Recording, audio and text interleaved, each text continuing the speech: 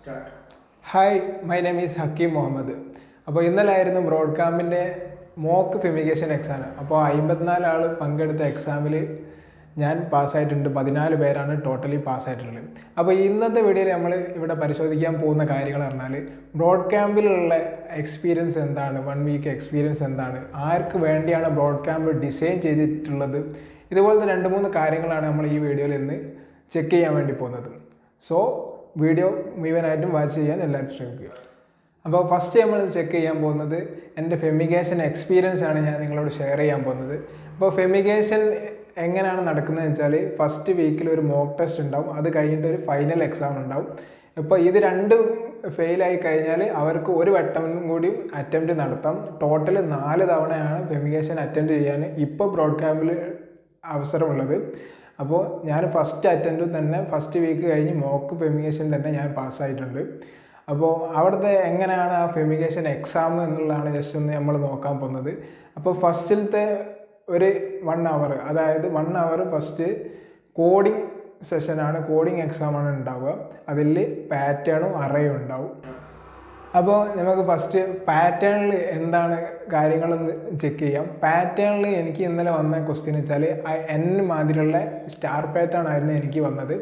അപ്പോൾ ഇനി ഇവിടേക്ക് വരുന്നവരൊക്കെ ഏതൊക്കെ വീഡിയോ വാച്ച് ചെയ്യണം, പാറ്റേണിൽ എക്സാം പാറ്റേൺ ക്വസ്റ്റ്യൻ ക്രാക്ക് ചെയ്യാൻ വേണ്ടി ഏതൊക്കെ വീഡിയോ വാച്ച് ചെയ്യണം എന്നുള്ളതാണ്, എന്തൊക്കെ കാര്യങ്ങൾ ചെയ്യണം എന്നുള്ളതാണ് ഞാൻ പറയാൻ പോകുന്നത്. അതായത് നിങ്ങൾ ഫസ്റ്റ് കാണേണ്ട ജെന്നീസ് ലെക്ചർ എന്ന് പറയുന്ന അവരുടെ പാറ്റേണിൻ്റെ സീൻ്റെ മുഴുവൻ കാര്യങ്ങൾ അറയ്ക്ക് വേണ്ടിയിട്ടും പാറ്റേൺ വേണ്ടിയും ജെന്നീസ് ലെക്ചറിൻ്റെ വീഡിയോസ് അടിപൊളിയാണ്. അതുപോലെ പിന്നെ സിംപ്ലി കോഡിംഗ് എന്ന് പറഞ്ഞൊരു ചാനലുണ്ട്. അത് പാറ്റേൺ വേണമെങ്കിൽ സ്പെസിഫൈ ചെയ്ത് നിങ്ങൾക്ക് എടുക്കാം, നിങ്ങൾക്ക് ലോജിക്കൊക്കെ ബെറ്റർ ആക്കാൻ അതിൽ സഹായിക്കും. പിന്നെ ഒരു തമിഴ് ചാനലുണ്ട്, അതിൻ്റെ പേര് ഞാൻ ഓർക്കുന്നില്ല. പക്ഷേങ്കിൽ അതിലുള്ള നമ്മൾ ആ ഡയമണ്ട് സ്റ്റാർ പാറ്റേൺ ഉണ്ടല്ലോ, അതിനൊക്കെ 2 ലൂപ്പിൽ നമുക്ക് ആ കാര്യങ്ങൾ ചെയ്തു തീർക്കാനൊക്കെ അതിൻ്റെ ലോജിക്കൊക്കെ അതിൽ പറയുന്നുണ്ട്. അപ്പോൾ ഇവിടെ നമ്മൾ ഒരു പാറ്റേൺ ഒരുപാട് ലൂപ്പുകൾ എടുക്കുക എന്ന് പറയുന്നത് ഒരിക്കലും ആപ്ലിക്കബിൾ ആയ കാര്യമല്ല. അപ്പോൾ എന്ത് ചെയ്യുക, മാക്സിമം ലൂപ്പുകളുടെ എണ്ണം കുറയ്ക്കാൻ നോക്കുക. അതൊക്കെ നിങ്ങളെ മാർക്കിനെ അതൊക്കെ ബാധിക്കുന്ന കാര്യമാണ്. അപ്പോൾ ആ ഒരു ചാനലിൻ്റെ ലിങ്കും ഒക്കെ എല്ലാ ചാനലിൻ്റെയും ഞാൻ പഠിച്ച ട്യൂട്ടോറിയലിൻ്റെയും കാര്യങ്ങളെയും ലിങ്കുകളൊക്കെ ഞാൻ ഡിസ്ക്രിപ്ഷനിൽ ഷെയർ ചെയ്യുന്നതായിരിക്കും. അപ്പോൾ പാറ്റേണിൻ്റെ കാര്യത്തിൽ ഇത്രയൊക്കെയാണ് നിങ്ങളോട് പറയാനുള്ളത്. അടുത്തത് അറേ ക്വസ്റ്റ്യൻ ആയിരുന്നു. അറേ ക്വസ്റ്റ്യനിൽ എനിക്ക് ഇന്നലെ വന്ന ക്വസ്റ്റ്യൻ എന്ന് പറഞ്ഞാൽ പ്രൈം നമ്പർ കണ്ടുപിടിച്ചിട്ട് ആ പ്രൈം നമ്പറിൻ്റെ വാല്യൂവിന് പകരം 0 അസൈൻ ചെയ്യാൻ വേണ്ടിയിട്ടുള്ളതായിരുന്നു എൻ്റെ അറേയുടെ ക്വസ്റ്റ്യൻ എന്ന് പറയുന്നത്. അപ്പോൾ ഇത് രണ്ടുമായിരുന്നു എൻ്റെ കോഡിംഗ് സെഷനിലുള്ള ക്വസ്റ്റ്യൻ എന്ന് പറയുന്നത്. ഇതിന് ആകെ നമുക്ക് കിട്ടുന്നത് പാറ്റേണിന് 30 മിനിറ്റ്സും അറേക്ക് 30 മിനിറ്റ്സുമാണ്. ഞാൻ 20 മിനിറ്റ് കൊണ്ട് 2 ക്വസ്റ്റ്യനും കംപ്ലീറ്റ് ചെയ്തു. കാരണം അത്രയും ഞാൻ പ്രാക്ടീസ് ചെയ്തിരുന്നു. നമ്മൾ എത്രമാത്രം പ്രാക്ടീസ് ചെയ്യുന്നു അത്രമാത്രം ആ സെഷൻസ് അല്ലെങ്കിൽ ആ ഒരു എക്സാം നമുക്ക് ഈസി ആയിരിക്കും.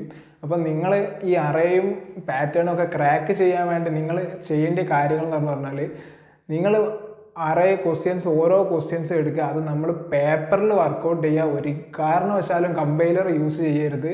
കമ്പൈലർ അവസാനം യൂസ് ചെയ്യുക. അതിൽ എന്തെങ്കിലും എറർ വന്നാൽ അതിൽ തിരുത്താൻ പോകരുത്.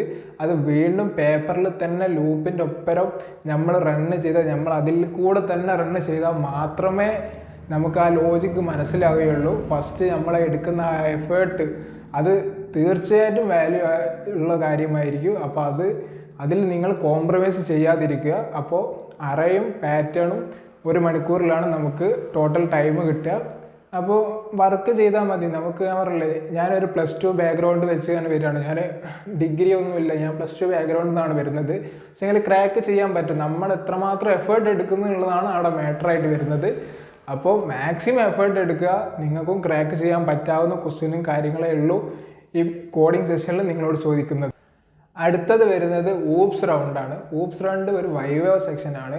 ബട്ട് അത് വൈവോ മാത്രം നിങ്ങൾ വിചാരിച്ച് പോരുത്. അവർ നിങ്ങളെ കൊണ്ട് ചിലപ്പം കോഡ് എഴുതിപ്പിക്കുക, അപ്പോൾ കോഡ് എഴുതി കൊടുക്കേണ്ടി വരും. അപ്പോൾ ഊപ്സ് റൗണ്ടിൽ ഊപ്സ് ക്രാക്ക് ചെയ്യാൻ ഏതൊക്കെ ഡോക്യുമെൻറ്റുകളാണ് ഞാൻ പ്രിഫർ ചെയ്തതെന്നുള്ളത്, ജാവ ടീ പോയിൻ്റ് എന്ന് പറയുന്ന ഡോക്യുമെൻ്റ് ഉണ്ട്. ആ വെബ്സൈറ്റിൽ കയറിയാൽ നിങ്ങൾക്ക് കാണാൻ സാധിക്കുന്നതാണ്. ഊപ്സ് ജാവ ടീ പോയിൻ്റ് എന്ന് ഗൂഗിളിൽ സെർച്ച് ചെയ്താൽ തന്നെ ആ ഡോക്യുമെൻ്റ് കിട്ടുന്നതാണ്. ഞാൻ ഏറ്റവും കൂടുതൽ പ്രിഫർ ചെയ്യുന്നത് അത് തന്നെയാണ്. അപ്പോൾ നിങ്ങൾ തീരെ കോഡിങ് ബേസിക് തീരെ ഇല്ലാത്ത ഒരാളാണെങ്കിൽ ഫസ്റ്റ് നിങ്ങൾ എന്തായാലും മസ്റ്റായിട്ടും 100K കോഡിംഗ് ചലഞ്ച് വാച്ച് ചെയ്തിരിക്കണം. എന്നാലേ അതിൽ ചെറിയ കൺസെപ്റ്റ് നിങ്ങൾക്ക് മനസ്സിലാവുള്ളൂ. മലയാളത്തിൽ അത് മനസ്സിലാക്കിയതിന് ശേഷം ഇതുപോലത്തെ ഡോക്യുമെൻറ്റ് ബാക്കിയുള്ള ഇംഗ്ലീഷ് ചാനലുകളും ഒക്കെ റെഫർ ചെയ്യുക. അപ്പോൾ നിങ്ങൾക്ക് കുറച്ചുകൂടി അത് മനസ്സിലാവാനും അതിൻ്റെ ലോജിക്ക് നിങ്ങൾക്ക് മനസ്സിലാകാനൊക്കെ സാധിക്കും. അപ്പോൾ ഓപ്സിൽ മെയിനായിട്ട് വരുന്ന അതിൻ്റെ ബേസിക് ആണ് നമ്മൾ സെറ്റാക്കേണ്ടത്. അപ്പോൾ സെറ്റാക്കേണ്ട കുറച്ച് കാര്യങ്ങളാണ് ഞാൻ പറയുന്നത്. ഫസ്റ്റ് ഒബ്ജക്റ്റ്, ദെൻ ക്ലാസ്, പിന്നെ 4 പില്ലേഴ്സ് ഓഫ് ഓപ്സ്, അത് എന്തായാലും ചോദിക്കും. പിന്നെ കുറച്ച് കീവേഡുകൾ, സ്റ്റാറ്റിക്, ഫൈനൽ, ന്യൂ, അതുപോലത്തെ പിന്നെ എക്സെപ്ഷൻ ഹാൻഡ്ലിങ്ങും ത്രെഡും. അപ്പോൾ ഇത്രയും കാര്യങ്ങൾ ഇതിൽ വിട്ടുപോയിട്ടില്ല എന്നാണ് തോന്നുന്നത്. ഞാൻ എന്തായാലും എന്നോട് ചോദിച്ച ക്വസ്റ്റ്യനുകളൊക്കെ ഞാൻ താഴത്ത് ഡിസ്ക്രിപ്ഷനിൽ നൽകിയേക്കാം. അപ്പോൾ ഈ ബേസിക് നമ്മൾ സെറ്റായിരിക്കണം. ഇത് നമ്മൾ വെറുതെ പഠിച്ചുകൊണ്ട് മാത്രം കാര്യമല്ല, അത് നമ്മൾ കമ്പൈലറിലിട്ട് റണ്ണ് ചെയ്ത് ഓരോ കാര്യങ്ങളും എവിടെ ഇട്ടാൽ എന്ത് സംഭവിക്കുന്നു നിങ്ങൾക്ക് വൈൽഡായി പോകാൻ പറ്റുന്നിടത്തോളം നിങ്ങൾ പോവുക. എന്നാൽ മാത്രമേ നിങ്ങൾക്ക് ആ ഓപ്സിൻ്റെ കൺസെപ്റ്റ് നിങ്ങൾക്ക് മനസ്സിലാവുകയുള്ളൂ. അതല്ലാണ്ട് വേറെ ഒരു സിമ്പിൾ വഴിയില്ല. നിങ്ങൾ നല്ലോണം ഓപ്സ് നിങ്ങൾക്ക് മനസ്സിലാകും. നിങ്ങൾ ഏത് സ്റ്റാക്ക് എടുത്താലും ഒബ്ജക്റ്റ് ഓറിയൻറ്റഡ് പ്രോഗ്രാം ആയിരിക്കും മോസ്റ്റ് ഓഫ് ദ ലാംഗ്വേജ് എന്ന് പറയുന്നത്. അപ്പോൾ ഓപ്സിൻ്റെ കൺസെപ്റ്റ് മനസ്സിലാക്കിയേ മതിയാവും. അപ്പോൾ അതിന് വേണ്ടിയിട്ട് ആ ഫസ്റ്റ് ബേസിക് സാധനങ്ങൾ, ഇത്രയും പറഞ്ഞ ഈ ബേസിക് സാധനങ്ങൾ അത് സെറ്റാക്കി എടുക്കുക. പിന്നെ അതിന് ഒരു അഡ്വാൻസ് ലെവലോട് നിങ്ങൾ നോക്കി വെച്ചാൽ നിങ്ങൾ നന്നായിരിക്കും. അതുപോലെ കൺസ്ട്രക്ടറിൻ്റെ കാര്യം അതൊക്കെ വളരെ വൃത്തിയിൽ കാര്യങ്ങൾ ചെയ്ത് നോക്കുക. കമ്പൈലറിലിട്ട് റണ്ണ് ചെയ്ത് ഓരോ സ്ഥലത്തും എന്ത് കൊടുത്താൽ എന്ത് വരും എന്നുള്ളതൊക്കെ നിങ്ങൾ മാക്സിമം കമ്പൈലറിലിട്ട് റണ്ണ് ചെയ്ത് തന്നെ മനസ്സിലാക്കുക. തിയറി പഠിച്ച് ഞാൻ എക്സാമിന് ഇരിക്കരുത്. അത് നിങ്ങൾക്ക് ബാധിക്കുന്ന കാര്യമായിരിക്കും. നിങ്ങൾക്ക് ക്രാക്ക് ചെയ്യാൻ പറ്റില്ല ഓപ്സിൻ്റെ ക്വസ്റ്റ്യൻസുകളൊന്നും. അപ്പോൾ എല്ലാവരും എന്ത് ചെയ്യുക, ഈ ജാവ ടീ പോയിൻ്റ് പറഞ്ഞത് ഞാൻ പ്രിഫർ ചെയ്യുന്നത്, ഞാൻ അത് നോക്കിയാണ് ചെയ്തത്. അപ്പോൾ നിങ്ങളും ആ ഡോക്യുമെൻ്റ് വേണമെങ്കിൽ ഒന്ന് പ്രിഫർ ചെയ്ത് വെക്കുക. വേറെ യൂട്യൂബ് ചാനലുകളൊന്നും ഓപ്സിന് വേണ്ടി ഞാൻ അധികം പ്രിഫർ ചെയ്തിട്ടില്ല. ഞാൻ ഈ ഡോക്യുമെൻ്റ് തന്നെയാണ് കംപ്ലീറ്റ് നോക്കിയത്. ഓപ്സ് റൗണ്ട് കഴിഞ്ഞാൽ പിന്നെ നമുക്ക് വരുന്നത് കമ്മ്യൂണിക്കേഷൻ റൗണ്ടാണ്. കമ്മ്യൂണിക്കേഷൻ റൗണ്ടിൽ ഇംഗ്ലീഷിലായിരിക്കും നമ്മൾ അവരോട് സംസാരിക്കുന്നത്. അവിടെ അവർ ലാംഗ്വേജിന് മാത്രമല്ല പ്രധാനം, നമ്മുടെ അപ്പിയറൻസ്, നമ്മുടെ കോൺഫിഡൻസ്, നമ്മുടെ എക്സ്പ്രഷൻസ്, ഇതെല്ലാം അവിടെ മാറ്ററാണ്. അപ്പോൾ ഇതിനനുസരിച്ചായിരിക്കും അവർ സ്കോർ ചെയ്യുക. അപ്പോൾ എനിക്ക് ഈ കമ്മ്യൂണിക്കേഷൻ സെഷനിൽ കാര്യമായിട്ട് പെർഫോം ചെയ്യാൻ പറ്റിയിരുന്നില്ല. അപ്പോൾ അതുകൊണ്ട് തന്നെ ഞാനിപ്പോൾ പ്രൊബേഷൻ പീരീഡിലാണ്. 6 വീക്ക് കഴിഞ്ഞാൽ എനിക്ക് വീണ്ടും ഒരു കമ്മ്യൂണിക്കേഷൻ എക്സാം കൂടി ഉണ്ടാവും. അത് ഞാൻ പാസ്സാകേണ്ടതുണ്ട്. അപ്പോൾ ഈ ഒരു വീഡിയോ ഞാനിവിടെ ചെയ്യാൻ കാരണം തന്നെ എൻ്റെ ആ ഒരു കോൺഫിഡൻറ്റ് സംസാരിക്കാനുള്ള ഒരു കാലിബർ സെറ്റാക്കി എടുക്കാൻ വേണ്ടിയിട്ടാണ് ഞാൻ ഈ ഒരു വീഡിയോ പോലും ഞാൻ ചെയ്യുന്നത്. അപ്പോൾ ഇംഗ്ലീഷ് മാത്രമല്ല, നിങ്ങളെ കോൺഫിഡൻസ്, അപ്പിയറൻസ് ഇതൊക്കെ അവിടെ ചെക്ക് ചെയ്യുന്നതായിരിക്കും. അപ്പോൾ ഇതൊക്കെ ക്രാക്ക് ചെയ്യാൻ പറ്റുന്ന കാര്യങ്ങളേ ഉള്ളൂ, അത്ര വലിയ കാര്യങ്ങളൊന്നുമല്ല. അപ്പോൾ കോഡിംഗ് റൗണ്ട്, ഓപ്സ് റൗണ്ടാണ് നിങ്ങൾ കാര്യമായിട്ട് ഫോക്കസ് ചെയ്യേണ്ടത്. അതുപോലെ തന്നെ കമ്മ്യൂണിക്കേഷനും നിങ്ങൾ ഫോക്കസ് ചെയ്യുക. ആർക്കും ഫെമിഗേഷൻ കംപ്ലീറ്റ് ചെയ്ത് ക്രാക്ക് ചെയ്ത് എടുക്കാൻ പറ്റുന്നതേ ഉള്ളൂ. ഈ മോക്ക് പാസ്സായി ഫെയിലായവർക്ക് ഒരു വീക്ക് കഴിഞ്ഞാൽ ഒരു ഫൈനൽ ഫെമിഗേഷൻ അറ്റംപ്റ്റ് കൂടിയും ഈ വീക്ക് തന്നെ ഉണ്ടാവും. അപ്പോൾ ഈ മോക്കിൽ നിങ്ങൾക്ക് എന്ത് ചെയ്യാൻ പറ്റും, എങ്ങനെയാണ് ഈ ഫെമിഗേഷൻ്റെ റൗണ്ട് എങ്ങനെയാണ് നമ്മൾ പോകുന്നത്, കുറച്ചുകൂടി കോൺഫിഡൻ്റ് ആയിട്ട് നിങ്ങൾക്ക് അടുത്ത ഫെമിഗേഷൻ ഫൈനൽ എക്സാമിനൊക്കെ നിങ്ങൾക്ക് ഇരിക്കാൻ പറ്റും. അപ്പോൾ മോക്ക് ഈ അടുത്താണ് അവർ ഇംപ്ലിമെൻറ്റ് ചെയ്തത്. അത് വലിയൊരു കാര്യം തന്നെയാണ് എന്നാണ് എനിക്ക് തോന്നുന്നത്. അപ്പോൾ എന്തായാലും നിങ്ങൾ ബ്രോഡ്കാമിൽ ജോയിൻ ചെയ്യുന്നവരാണെങ്കിൽ ഈ കാര്യങ്ങളൊക്കെ ശ്രദ്ധിക്കുക. ഈ ഡോക്യുമെൻറ്റും കാര്യങ്ങളൊക്കെ വാച്ച് ചെയ്തിട്ട് മാക്സിമം വീട്ടിൽ നിന്ന് സെറ്റാക്കി വരാൻ പറ്റുന്നവരുണ്ടെങ്കിൽ അത് ചെയ്തിട്ട് വരിക.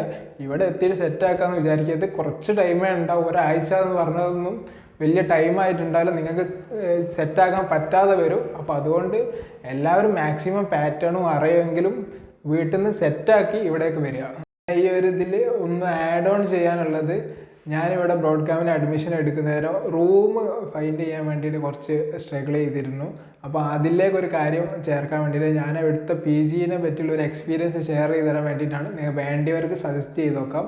അപ്പോൾ ഞാൻ എടുത്ത പി ജി എന്ന് പറയുന്നത് ഗസ്റ്റ് ആൻഡ് ഹൗസ് എന്ന് പറഞ്ഞൊരു പി ജി ആയിരുന്നു. അപ്പോൾ അവിടെ നല്ല സർവീസാണ്, ഫുഡും നല്ല ഹൈ ക്വാളിറ്റി ഫുഡാണ് അവർ അവിടെ പ്രൊവൈഡ് ചെയ്യുന്നത്. നല്ല എക്സ്പീരിയൻസ് ആയിരുന്നു. അപ്പോൾ നിങ്ങൾക്ക് വേണ്ടിയവർക്ക് ഞാൻ നമ്പർ താഴത്ത് കൊടുത്തേക്കാം. നിങ്ങൾ കാലിക്കറ്റിൻ്റെ ഹബിൻ്റെ കാര്യമാണ് ഞാൻ പറയുന്നത്. അപ്പോൾ PG ആവശ്യമുള്ളവർക്ക് ആ കോൺടാക്റ്റിൽ ബന്ധപ്പെട്ട് നിങ്ങൾക്ക് വേണമെങ്കിൽ ചൂസ് ചെയ്യാം. ഞാനൊരു സജഷൻ പറഞ്ഞെന്ന് മാത്രം.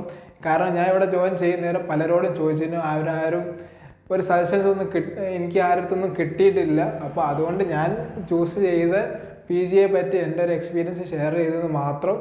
അപ്പോൾ നിങ്ങൾക്ക് വേണമെങ്കിൽ ചൂസ് ചെയ്യാം. ആ നമ്പറും കാര്യങ്ങളൊക്കെ ഞാൻ താഴത്ത് കൊടുത്തേക്കാം. അപ്പോൾ താങ്ക് യു ഫോർ വാച്ചിങ്.